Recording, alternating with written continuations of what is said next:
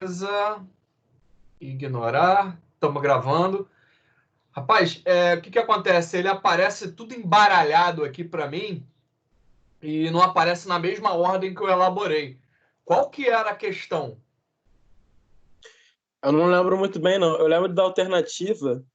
Eu não lembro muito bem como é formulada a questão. Tá, É mas tenta mais que ou menos. é porque uma das alternativas lá ela falava sobre a receita de um queijo. Certo. E Peraí. eu tava pesquisando aí por aí. Aí tem como você patentear a receita de alguma coisa? Tem, Tem? tem. Deixa eu... No caso Peraí. Conhecimento, avaliação sobre... Ok, propriedade intelectual, tem uma resposta, é a questão do queijo. Deixa eu ver, aqui parece embaralhado. Cadeia de produção. Tem uma aqui que é para escrever, tá? O que é importante. Tinha alguma coisa falando do queijo? Era uma das opções. Ah, tá. Então, peraí. Deixa eu pesquisar por queijo. Queijo, achei. O que não é considerado uma forma de proteção, o que não é considerado, tá? Uma forma de proteção a uma empresa e a sua propriedade intelectual. O que não é? Conhecimento que não está escrito para fabricar um queijo, ele pode ser patenteado sim. Tá? No caso, é uma patente do tipo sui generis.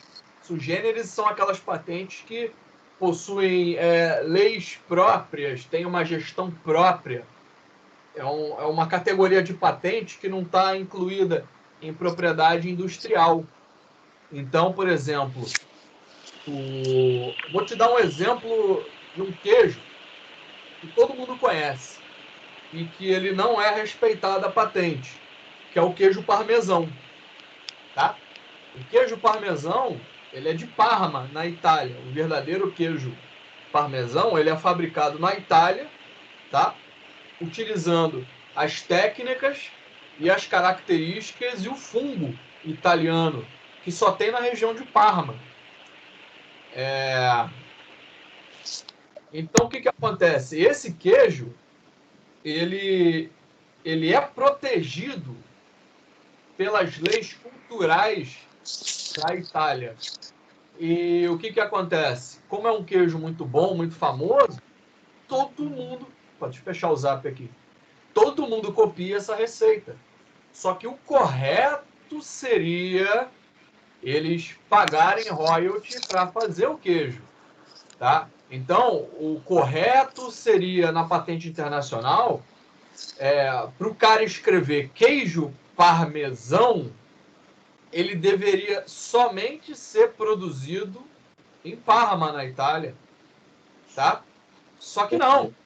Só que é um queijo que é fabricado no mundo inteiro, todo mundo copia tudo, entendeu? Faz como consegue, seguindo a receita que o italiano criou na Idade Medieval, lá na Era Medieval.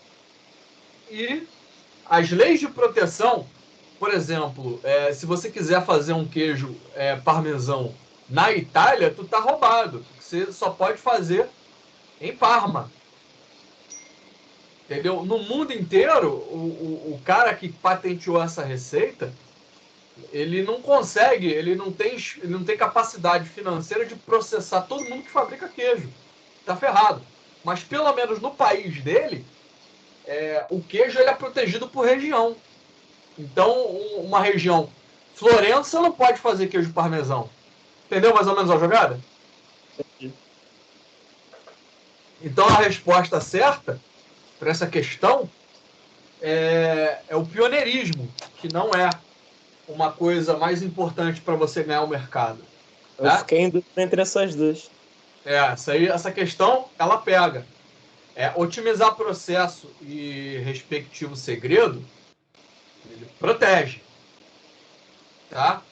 Patentear um produto pode ter 5 anos ou mais de proteção, para evitar a imitação. Também é uma proteção para a empresa, tá? Pelo menos 5 anos. Depois de 5 anos, aquele conhecimento cai em domínio público e aí as pessoas podem fabricar aquilo sem pagar royalties. Ok, é uma proteção. Nessa questão aí de domínio público, o queijo parmesão ele não cai nisso, não? Pois é, o queijo parmesão, ele é sugêneres, né? Ele é uma tradição, digamos assim. Entendi. Ele é uma técnica que envolve uma tradição, então ele está fora disso. Agora, o que fica mais claro é, por exemplo, você faz um composto, é mole, o Viagra. O Viagra, a Pfizer foi lá no Pará, viu lá que o pessoal tomava a garrafada light e ficava lá bem, né? Aí eles começaram a estudar o composto, isolaram o composto e fizeram o Viagra.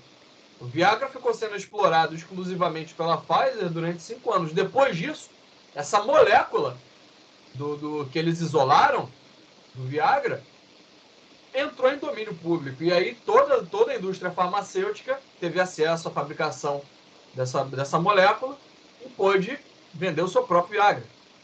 Entendeu? Então, por Entendi. 5 anos, você pode explorar. Depois é domínio público. É diferente, é uma coisa industrial. Tá? Pioneirismo é a coisa mais importante para ganhar. Pioneirismo, essa afirmação está completamente errada, ela é incompleta, ela não faz sentido, porque você ser pioneiro numa tecnologia é importante? É. Agora, se você não registrar a patente desse pioneirismo, dessa invenção nova que tu fez, se você não tiver uma marca bem divulgada, bem feita, etc., não adianta nada. Entendeu? É uma afirmação incompleta. Pioneirismo é aquele cara que inventa primeiro, é o cara que faz primeiro, né? Mas você inventar e fazer primeiro não é o suficiente, né? Tem muita gente que tem aquela ideia, eu já pensei nisso.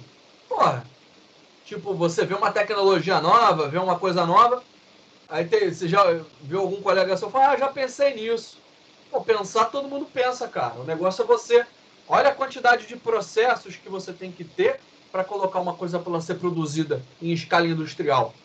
Desde o marketing até o desenho industrial, o protótipo, a produção, até o retorno ao marketing. Olha quanta coisa é feita. Então não é só ter uma ideia, né? É você estruturar e produzir essa tua ideia.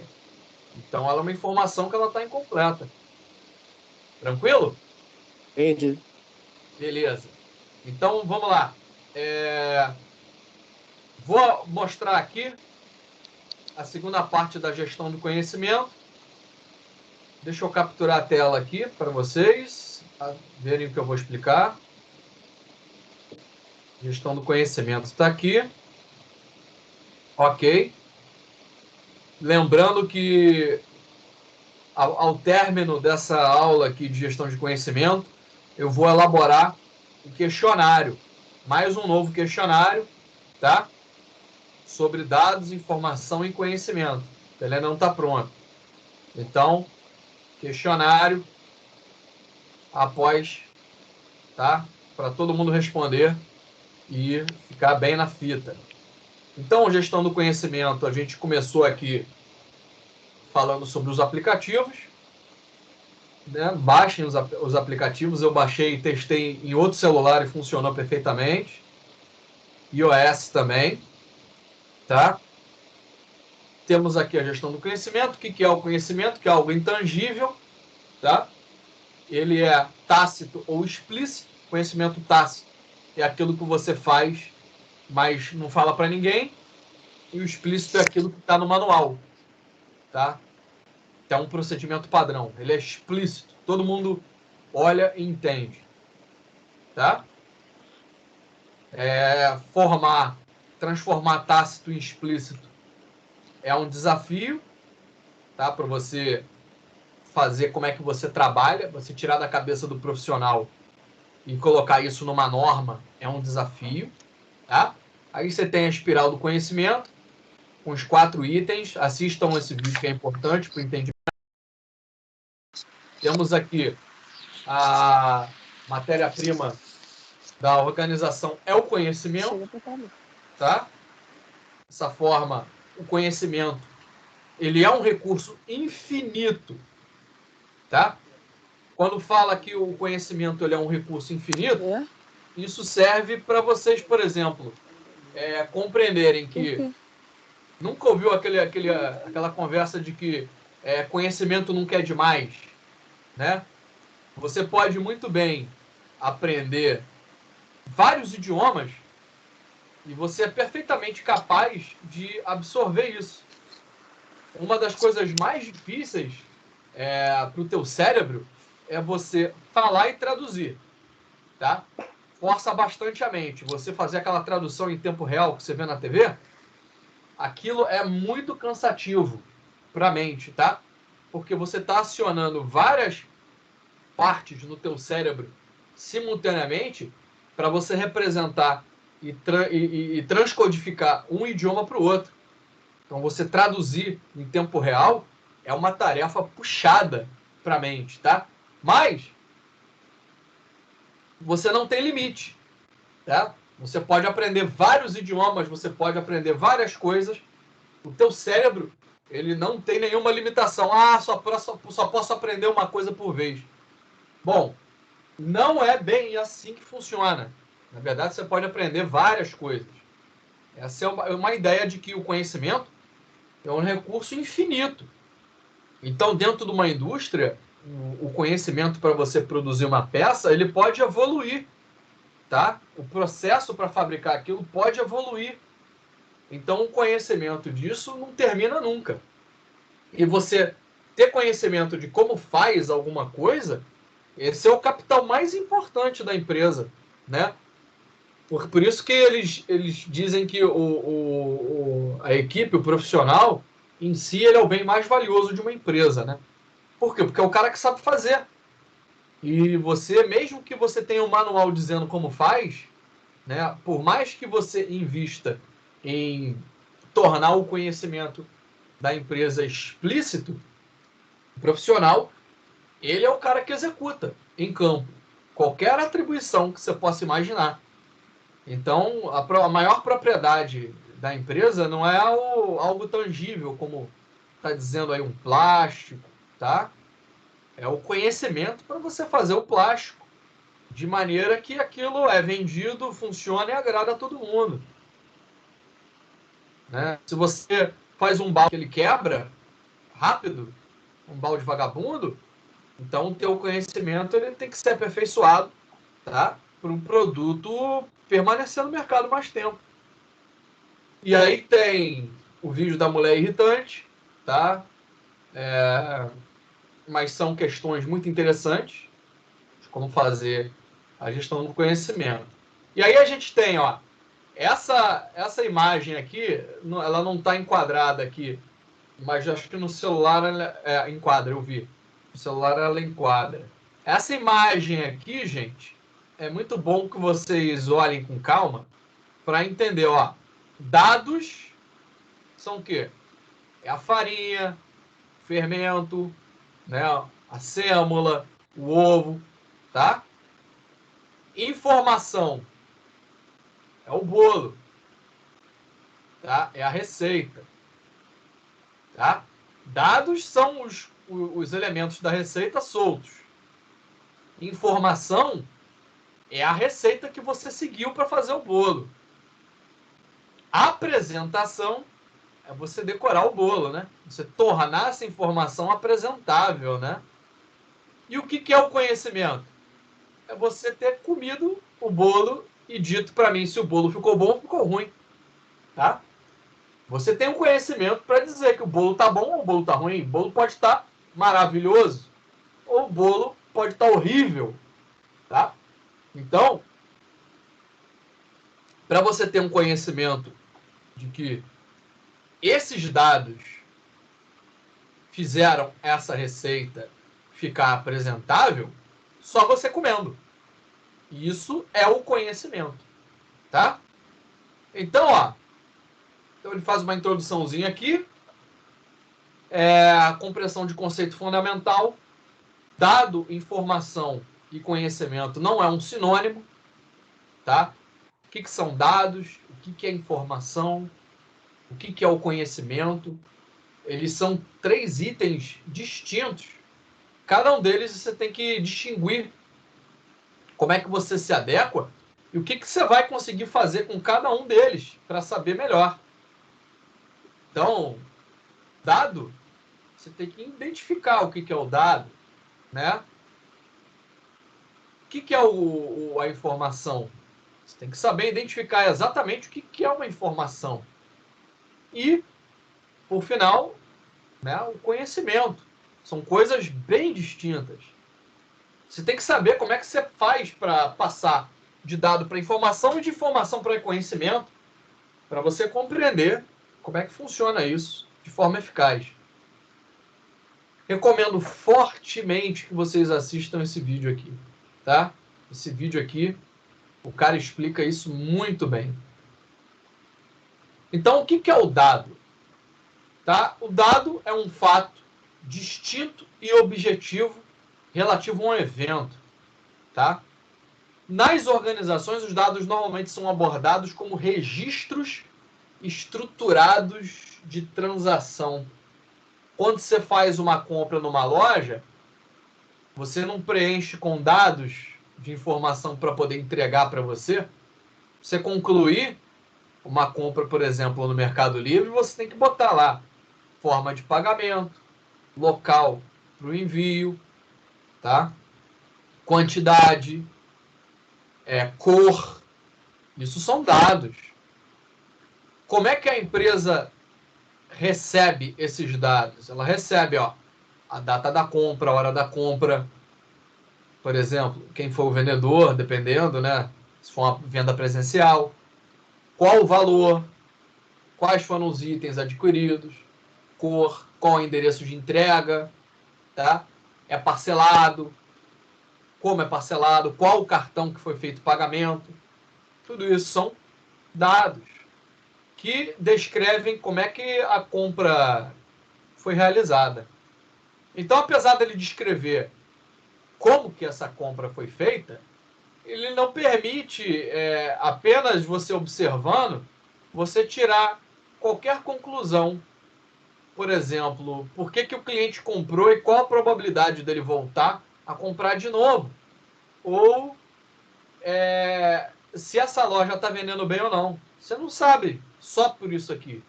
Só pela hora, compra, vendedor. São dados brutos que eles não estão tratados. Então você não consegue tomar nenhuma decisão com base em dados. Tá certo? Em geral, as organizações elas armazenam esses dados em algum tipo de sistema.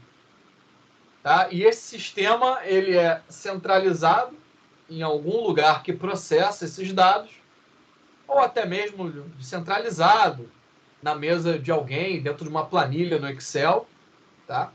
Ou entra num sistema, por exemplo, você vai comprar num caixa de mercado, supermercado, né? Os dados, eles são processados na operadora de caixa. Lá tem um scanner, tem o peso, a balança, dependendo do supermercado, né?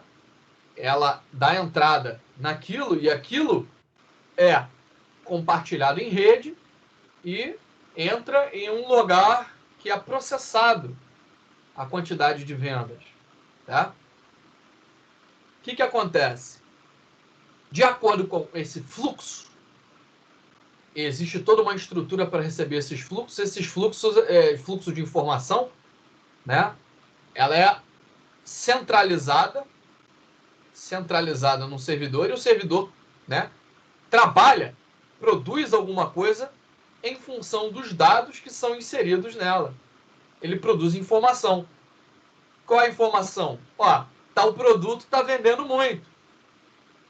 Vai tocar algum sinal dizendo que você tem que comprar mais para repor. Senão, o cliente vai na gôndola, vai comprar o negócio e acabou. Não tem reposição. E aí ele vai comprar em outro mercado. Tá? Então, o que acontece? São criados indicadores quantitativos. O que é indicador?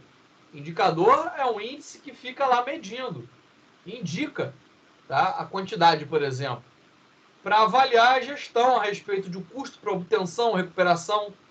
Você tem indicadores também. Nesse caso aqui, esse parágrafo, ele está falando especificamente de um sistema, tá? Um sistema, ele tem um indicador quantitativo, ele tem o custo para você obter e recuperar um dado, a velocidade para você registrar e recuperar esse dado, tá? Indicador qualitativo é a disponibilidade, oportunidade, relevância e clareza de dados. Você tem um exemplo desses indicadores, por exemplo, naquele centro da prefeitura aqui do Rio, que geralmente o repórter vai lá fazer o jornal, aí mostra 7 Rio, um centro de controle integrado. Aquelas telas que ficam aparecendo para os operadores são indicadores, tá, gente? Outro indicador que existe também é no mercado financeiro, se a ação está caindo, subindo, aquele gráfico, né? Então, isso são indicadores. Dentro de uma empresa, você monitora um sistema com indicadores também para dizer o custo disso, a velocidade que você clica e aparece para você, se aquilo aparece, se não aparece, quanto tempo fica fora do ar. Nunca ouviu falar, fazer uma compra, aí o atendente fala, o sistema está lento, vai no banco ou é atendido pela Oi, aí o operador fala, o sistema está lento. Né? Isso é um indicador qualitativo, que não tem disponibilidade de acesso.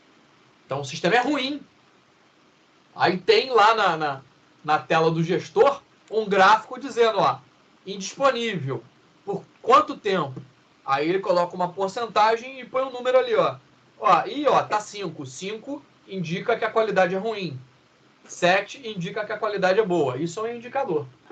Tá? Todas as organizações precisam de dados, algumas delas bancos, seguradoras, Receita Federal, o INSS, eles dependem fundamentalmente dos dados, pois a central do negócio que operam é o acompanhamento eficiente. O central no negócio é o acompanhamento eficiente dessas milhões de transações. Imagina a Receita Federal que não tenha um dado. Olha, por exemplo, um indicativo que saiu na televisão esses dias sobre uma qualidade ruim de indicadores de dados. Aquela mulher que foi pegar o auxílio emergencial e foi negado porque estava dizendo que a mulher era presidente do Brasil. Quê? Vocês não ficaram sabendo disso, não? Beleza. A mulher foi... Não, aí o auxílio dela foi negado. Porque está dizendo que ela é presidente do Brasil. Olha a qualidade com que isso está sendo processado. Então, esses dados, eles têm uma qualidade péssima. Então, os indicadores qualitativos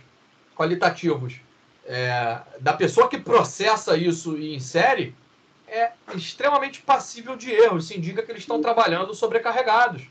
Não é à toa também que qualquer site do governo que você entra e tem muito... não precisa nem ser muita gente entrando. Mais gente do que normal entrando, tipo, ele já cai. Não processa nada. Tipo o site do Enem. Perfeito.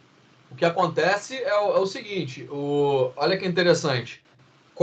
Vamos tentar transformar isso aqui em dado, informação e conhecimento para essa situação do Enem. O que está acontecendo com o Enem? Muitos acessos. Excesso de dados. O que é informação?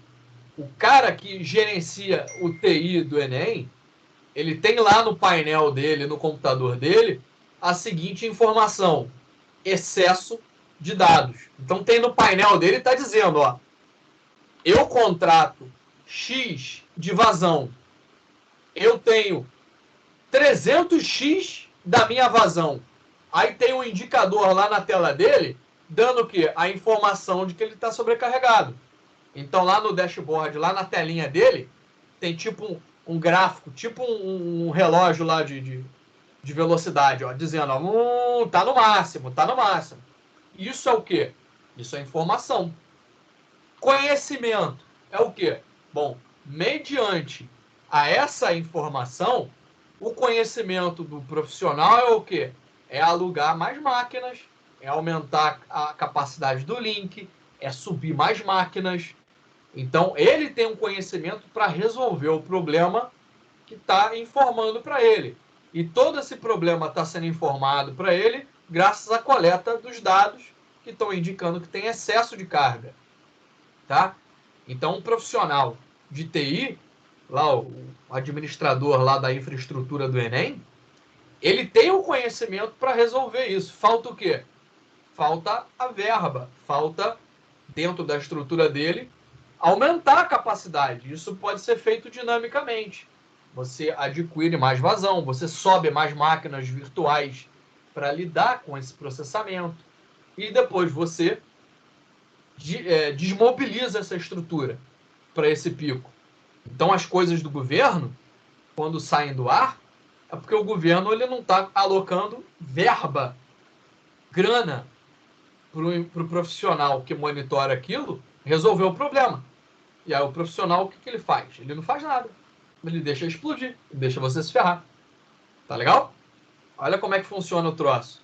Então, dado é a quantidade de acesso que está alta. Informação é a telinha dele lá dizendo lá, o indicador lá apitando. Pi, pi, pi, pi, pi, pi. Opa, tá acima do que ele aguenta. Conhecimento é o cara subir mais máquinas, é aumentar o link para poder atender todo mundo.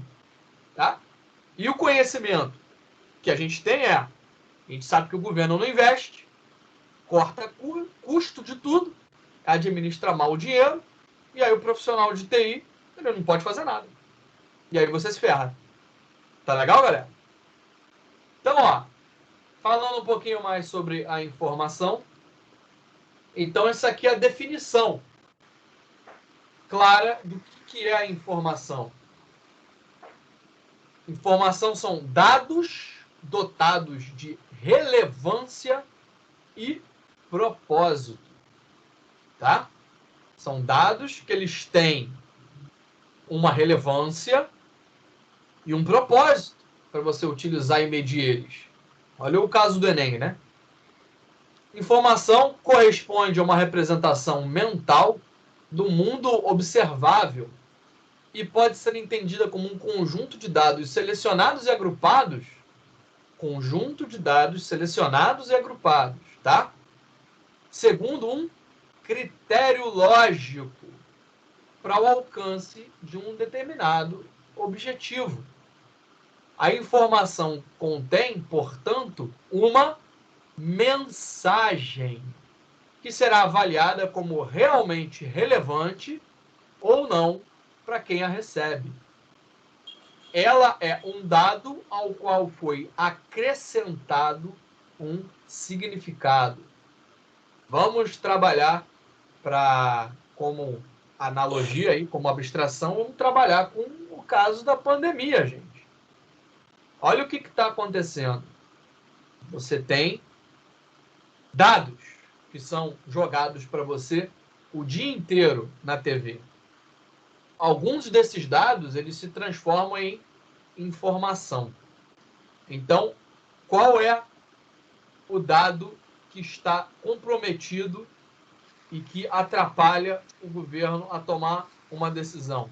São as notificações de caso, tá? E as notificações de óbito. Essas notificações, elas não estão sendo feitas, tá, corretamente. Elas estão sendo subnotificadas. Você vai no hospital, tá mal, o cara te atende e manda você embora e não registra. Então, o que está acontecendo? Você está comprometendo os dados. Esses dados, eles viram o quê? Uma informação. Qual a informação? Quantos casos de Covid temos no Rio de Janeiro? Se o seu dado ele não é inserido corretamente, a sua informação ela fica comprometida. Então, a quantidade de casos do Rio de Janeiro, ela é objetivamente o quê?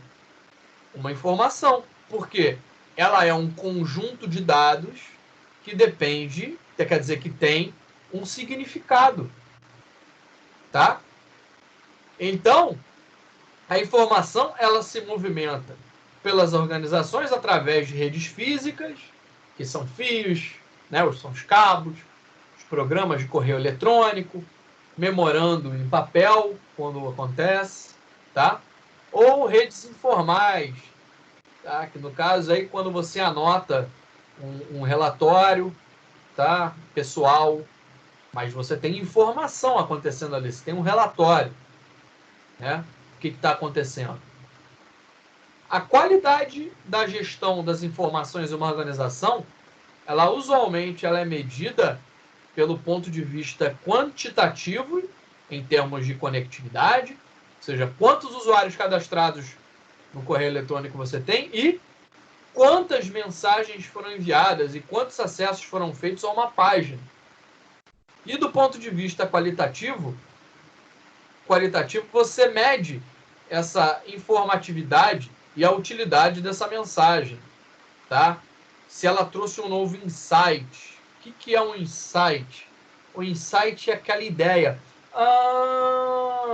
Então se eu tenho um monte de usuário mandando e-mail, tá?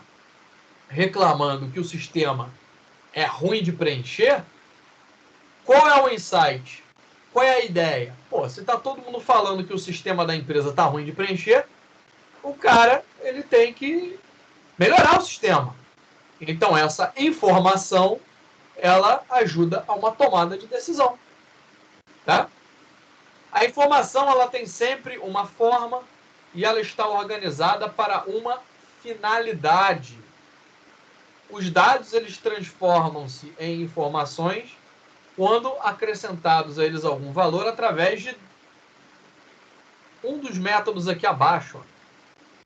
Então, para você pegar aquele dado e transformar ele em informação, você contextualiza. Contextualização. O que é a contextualização? Você cria um contexto, você cria uma situação para a qual aquele dado vai ter um fim importante. Por exemplo, né? Eu quero saber quantos cabos foram furtados aqui no Congo, aqui onde eu moro, na minha região. Para que você quer saber? Ué, para eu poder colocar mais funcionário trabalhando em campo para manter o troço funcionando. Então, essa é a finalidade, você contratar mais funcionário. Então, como é que você vai fazer? Você vai criar um sistema que analise relatórios em que são informados furtos por telefone. E aí você tem o quê? Uma captação de dados para saber, né, quantos roubos estão acontecendo. E você coloca lá um critério. Bom, se acontecerem 500 roubos, um funcionário dá conta de 10 reparos por dia. Tá? E aí eu vou dividir isso pela quantidade de roubo, pela quantidade de reparo que o funcionário faz, e aí eu vou saber quantos funcionários eu vou ter que contratar ou alocar para aquela região para resolver o problema da internet caindo. Sacaram mais ou menos? Uhum. Então, beleza. Esses dados, né, eles têm que ter uma categorização. Tá? Conhecemos as unidades de análise ou componentes essenciais dos dados. Os dados, eles são categorizados. Tem uma categoria. Você quer uma categoria simples de entender? Preço. Preço é uma categoria. Tá? Quantidade. Cor é uma categoria. Tá? Cálculo. Os dados, eles podem ser analisados matemática ou estatisticamente. Hoje em dia, tem coisas que são mais interessantes ainda dentro de empresas que são utilizados recursos de Big Data e inteligência artificial, gente. Existem sistemas que hoje em dia eles pegam essas informações que são coletadas em um banco de dados, por exemplo, É criado um algoritmo lá, uma lógica matemática, que faz com que a inteligência artificial trate esses dados sozinho, sem precisar de alguém analisando e avaliando. Tá? Já é uma realidade, várias empresas já fazem isso.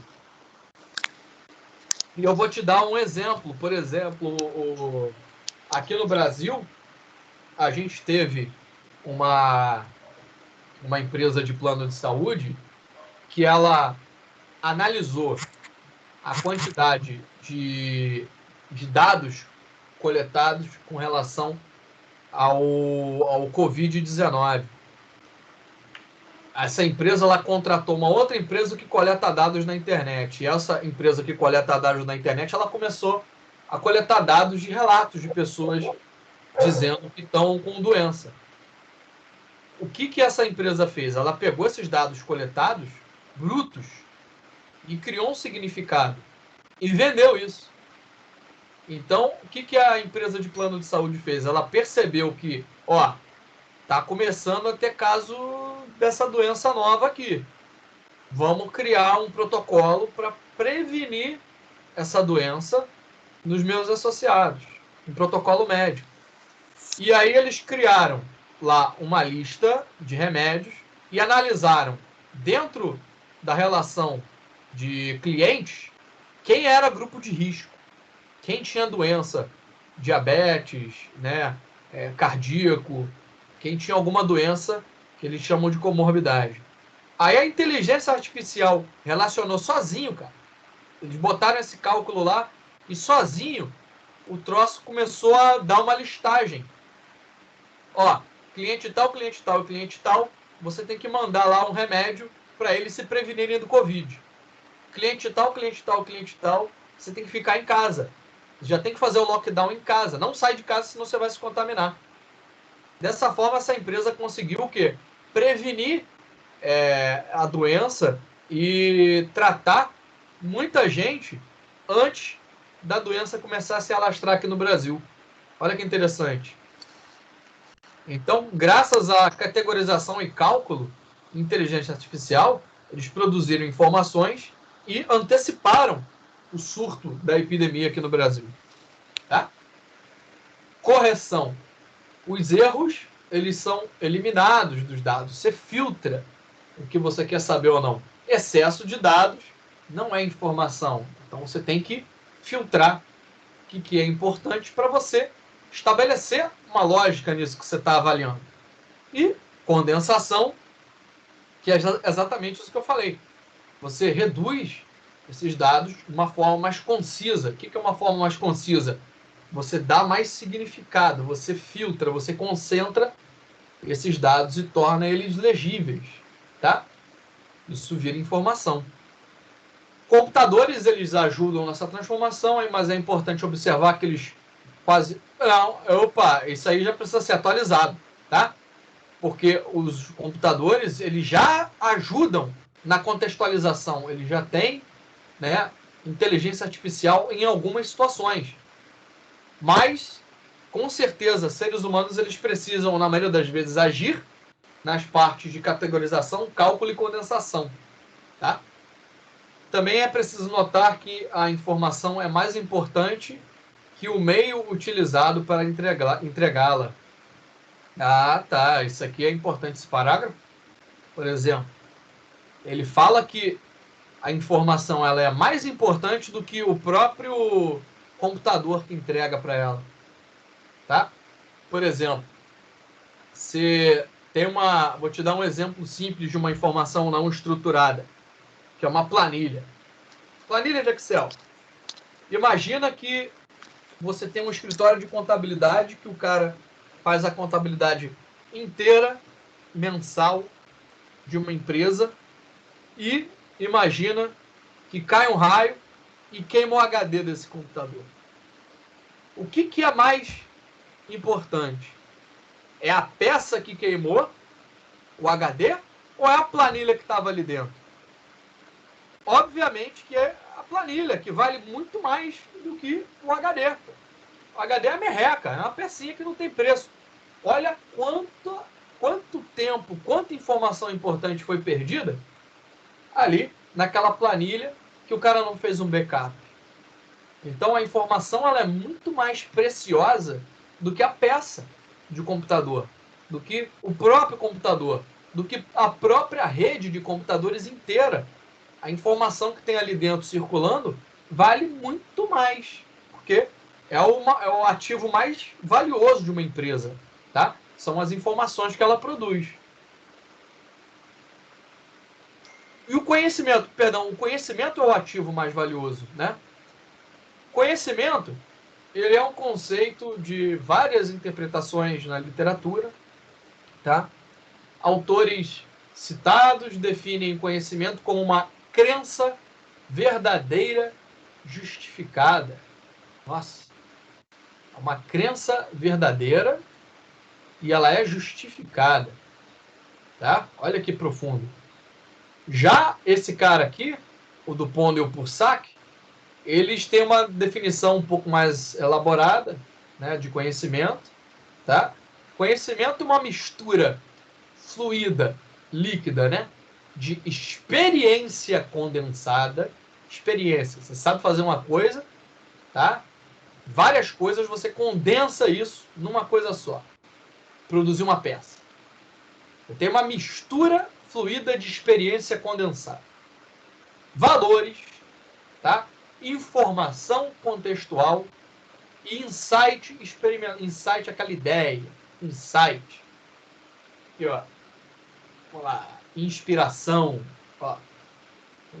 Tradução, termo, insight, tá? O que é insight? Discernimento, conhecimento, ó. Olha, o que é ter um insight? Tá? Compreensão súbita de alguma coisa que determina a situação. Capacidade de discernimento. Aquele, eu sei fazer isso. É isso, né? É assim. Aquele, isso é um insight, gente.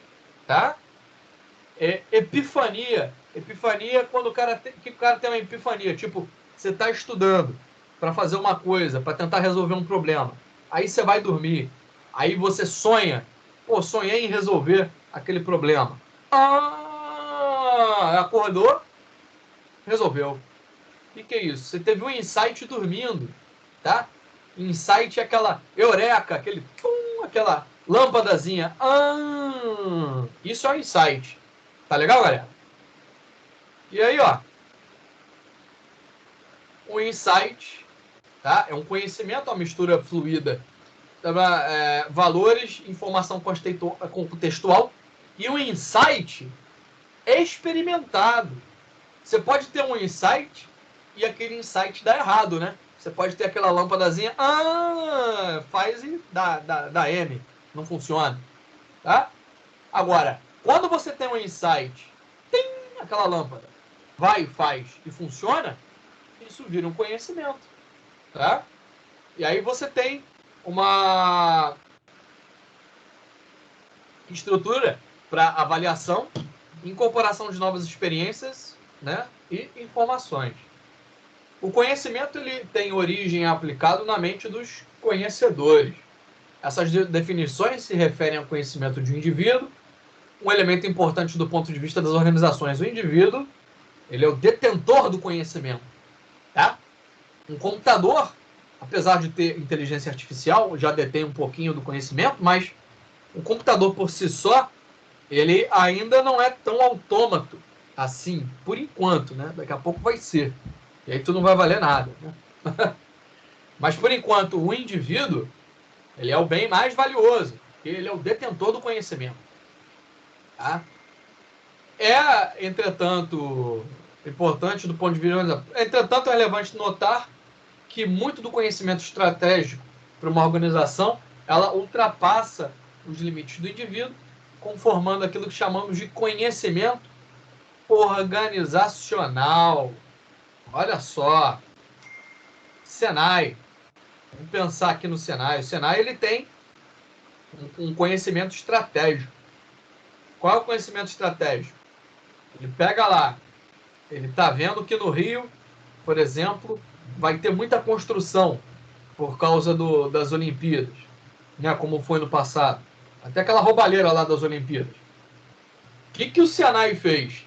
Ele tem um conhecimento, tá, estratégico da organização. Já que vai ter muita construção, o Senai vai adotar a estratégia de trabalhar dando aula de construção civil em canteiro de obra. Porque ele está vendo que o quê? Que aquele peão, ele vai chegar lá para trabalhar, mas não sabe fazer. A gente precisa de peão, de mão de obra. Mas chega lá, o cara não sabe fazer nada. O que o Senai estrategicamente fez? Botou uma escola para ensinar o cara a trabalhar em construção civil em vários setores. O ladrilheiro, o eletricista, né? O cara que mexe lá o cimento, o cara que sobe parede. O cara tem que saber fazer, né? Aí é um conhecimento estratégico do Senai. Ir lá e ensinar a construção civil. Acabou o PAN, acabou a roubalheira. O que o Senai fez? Tirou as escolas lá de dentro. Tá? Não é mais estratégico continuar lá. Esse é um conhecimento organizacional. Tá? Davenport e Prusak complementam sua definição para abranger também esse aspecto, afirmando que nas organizações ele costuma estar embutido não só em documentos ou repositórios, é arquivo, né? Mas também em rotina, processo, prática, norma organizacional. E Angeoli chama atenção para o fato de que conhecimento não é sinônimo de acúmulo de informações, mas um agrupamento articulado delas por meio de legitimação empírica, cognitiva e emocional. Caraca, ó. Isso aqui, ó. Você tem conhecimento não é acúmulo, não é acumular informação. Você não tem lá um monte de, você tem um arquivo com um monte de informação em papel impresso, com um número lá de CPF, de foto. Isso não é conhecimento, tá? Conhecimento, ele tem que estar articulado de forma a ele ser legitimado, tá? Tipo, cara, o que é uma legitimização empírica? Empirismo. Empirismo, gente, é o seguinte. Vamos lá. Vou pegar aqui.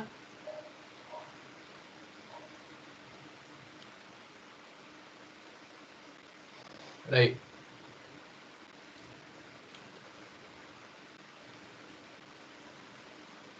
Ali.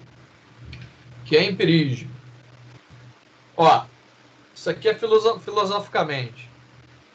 Atitude de quem se atém a conhecimentos práticos. Tá? O que acontece? Você sabe que o vírus mata. O vírus do Covid. Mas você consegue ver o vírus? Você consegue olhar o vírus entrando na célula a olho nu? Não. De jeito nenhum. O vírus é microscópico. Aqui no Brasil, a Fiocruz foi um dos primeiros lugares no mundo que conseguiu tirar foto do vírus entrando numa célula. Só que, peraí, pô. Você não precisa olhar um microscópio eletrônico, criar lá uma cepa lá, olhar e tirar a foto do vírus entrando na célula para saber que tu vai se contaminar, amigo. Você observa, vê que as pessoas se aglomerando, uma solta vírus através de saliva, de spray, para outra, você tem um conhecimento prático, cara. Então você fica em casa. Isso é um conhecimento empírico, tá? Você é um método indutivo, tá? Você pode ter uma observação, tá? Sem você saber como funciona intrinsecamente, mas você só pode saber que aquilo observando tem um resultado. Isso é um conhecimento empírico. Você não precisa olhar profundamente a coisa e ver ela acontecendo para saber o resultado dela. A ciência, ela se ocupa em provar que um conhecimento empírico, ele é real. Vou te dar um exemplo. Por exemplo, aí, ó, a própria eletricidade, tá? O homem, lá, desde os gregos até a época medieval, até 1800 e pouco, o homem, ele observava a eletricidade, mas não sabia como é que ela ocorria, mas sabia como ela funcionava. Então, só com estudos após o século XIX é que o homem começou a entender cientificamente o fenômeno físico da eletricidade. Antes, ele não sabia o que era elétron. O homem não tinha noção do que era elétron, como é que os elétrons fluíam no condutor. Ele não sabia, só que ele sabia que funcionava. Então, por empirismo, né, você pode usar a eletricidade, criar motor, criar tudo, porque você sabe observando, conhecimento prático. Só quando descobriram o elétron é que perceberam realmente como a eletricidade, como é que é o mecanismo da eletricidade, e até hoje estão estudando. E estão descobrindo coisas, até hoje, sobre eletromagnetismo. Antes do século XIX, ninguém sabia o que era elétron, mas usava eletricidade, entenderam? Então, isso é um conhecimento empírico. Então, aqui, ó, o agrupamento articulados dela por meio de legitimização empírica. Então, aquela observação, tá, ela é legítima. Tá? Mesmo que eu não tenha uma prova científica, eu sei que aquilo funciona. Tá? Cognição, aquilo que você aprendeu. Tá? Ninguém te ensinou, mas você aprendeu a fazer de forma cognitiva. Ou emocional. Tá? Aquilo que você aprendeu, meteu a mão no bagulho, tomou um choque, ou então vai produzir uma peça e aquela peça tem um risco de cortar o teu dedo, né? Você não vai cortar o dedo, você vai aprender que você tem que ter, né, segurança para manusear aquilo. Então, seu conhecimento. Emocional, tipo, inventou uma coisa lá, descobriu, tem um conhecimento, ficou felizão. Pô, isso gravou na tua mente através de uma emoção, tá? Então, englobou na noção de compreensão das dimensões da realidade. Então, você pode, ó, observar, intuir de maneira empírica, você pode aprender por cognição, você pode aprender de maneira emocional, mas você compreende que aquele conhecimento, ele é uma dimensão de uma realidade, tá? Profundo isso, né? Assim como o dado dá origem à informação, a informação vai dar origem ao conhecimento.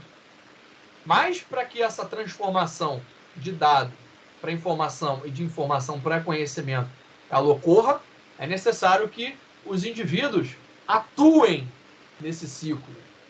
E eles dois sugerem métodos para transformar informação em conhecimento. Como é que você transforma informação em conhecimento? Comparando, tá? Comparação é importante. De que forma as informações relativas a essa situação se comparam a outras situações conhecidas? É muito comum você tentar comparar determinados resultados para você obter um conhecimento do que dá mais certo. Quais são as consequências? Que implicações que aquelas informações que você coletou trazem para você tomar alguma decisão ou fazer alguma coisa? Tá? Isso é um conhecimento. Esse conhecimento, né, ele depende da transformação, da coleta de dados para eles virarem uma informação para você avaliar e tomar decisão. Conexões, gente. Conexões também é importante, ó. Como que tais conhecimentos se relacionam, tá? Como tais informações se relacionam para você tomar uma decisão. quais são as conexões que você estabelece de informações para você poder saber que aquilo é bom ou não, tá? E conversação, cara. Trocar, né, conhecimento também é importante. Trocar informação, né, gente? Você troca informação. Vocês, por exemplo, lá no grupo estavam passando sufoco para responder o questionário. Vocês estavam trocando informação. Ó, tal questão é assim, tal é assado. Vocês estavam conversando. E essa conversa chega ao quê? Um resultado. Que é o quê? É a questão certa. Então, conversar também é uma forma de você acumular conhecimento. Tá certo, galera? Então, ó, esse questionário aí, eu vou gerar um questionário novo, tá? Isso aí não atualizou. Esse questionário, esse link aí eu vou mudar, tá? Vou começar a produzir 5 questões sobre esse conteúdo que eu falei para vocês responderem. Alguém tem alguma dúvida com relação ao material passado hoje? Não, tranquilo. Tá tranquilaço aí, galera? Fica para domingo também, professor? Vou jogar para domingo. Beleza. Beleza? Então, galera, é isso aí. Tranquilo. Qualquer dúvida aí, estamos na área. Se cuidem aí e tenham um bom dia, tá? Valeu, professor. Valeu, professor. Valeu, galera. Tamo Tchau. junto. Tamo junto.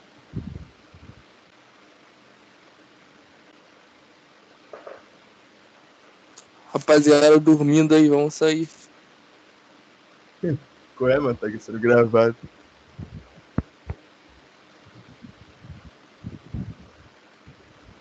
Geral dormindo. Caralho.